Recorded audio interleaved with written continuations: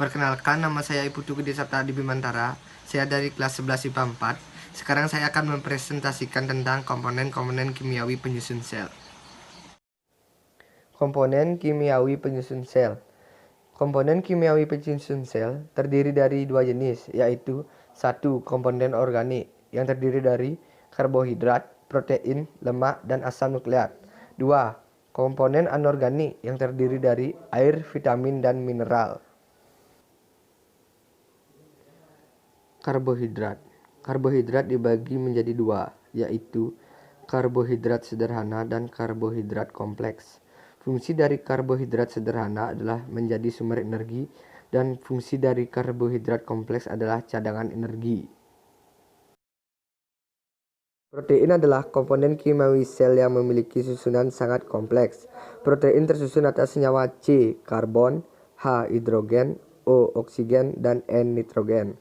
Protein memiliki dua peran penting, yaitu peran katalitik oleh enzim sebagai katalisator reaksi-reaksi kimia dalam sel hidup. Peran mekanik oleh protein otot sebagai pembangun struktural dan peran konstruktif. Protein merupakan polimer dari asam amino. Polimer adalah rantai berulang dari atom yang panjang terbentuk dari pengikat berupa molekul identik yang disebut monomer. Berdasarkan komposisi kimiawinya, protein digolongkan menjadi dua. Satu, protein sederhana. Protein sederhana adalah protein yang jika dihidrolisis hanya akan menghasilkan asam amino. Contoh, protein albumin dan protein globulin. Dua, protein gabungan.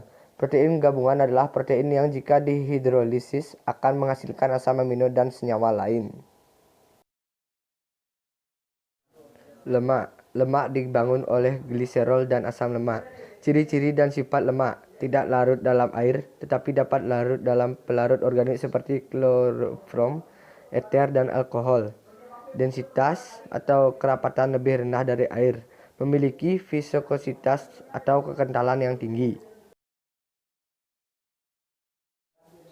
Lemak berfungsi sebagai komponen penting membran plasma, suspensi vitamin A, D, E, dan K, penghantar signal, dan pembentukan hormon. Lemak dapat dibagi menjadi tiga, yaitu satu, lemak sederhana. Lemak sederhana dibangun oleh gliserol dan tiga asam lemak, yaitu trigliserida. Dua, lemak gabungan. Lemak gabungan adalah ester lem yang jika dihidrolisis menghasilkan asam lemak, alkohol, dan zat lainnya. 3. Turunan lemak atau steroid.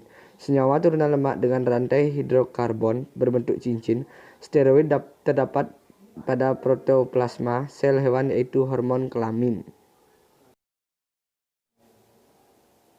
Asam nukleat. Asam nukleat berfungsi sebagai mengontrol aktivitas sel dan membawa informasi genetik. Terdiri atas RNA dan DNA.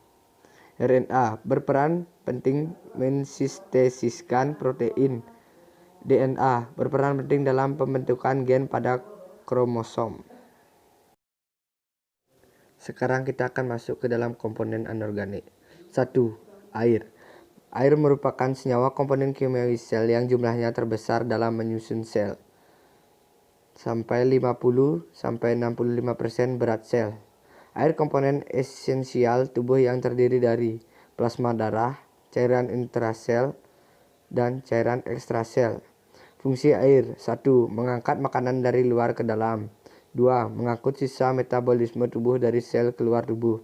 3. Sebagai pelarut bahan organik dan anorganik serta mempercepat reaksi biologi dalam sel.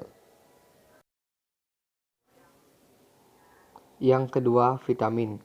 Peran vitamin adalah mempertahankan fungsi metabolisme, pertumbuhan, dan sebagai penghancur radikal bebas.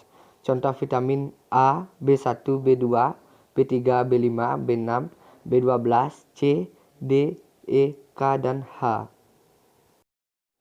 Yang ketiga adalah mineral. Fungsi mineral adalah pembangun fungsi dan kerja metabolisme, pengatur enzim, dan menjaga keseimbangan asam dan basa. Sekian presentasi dari saya. Mohon maaf bila ada kesalahan kata-kata. Saya ucapkan terima kasih.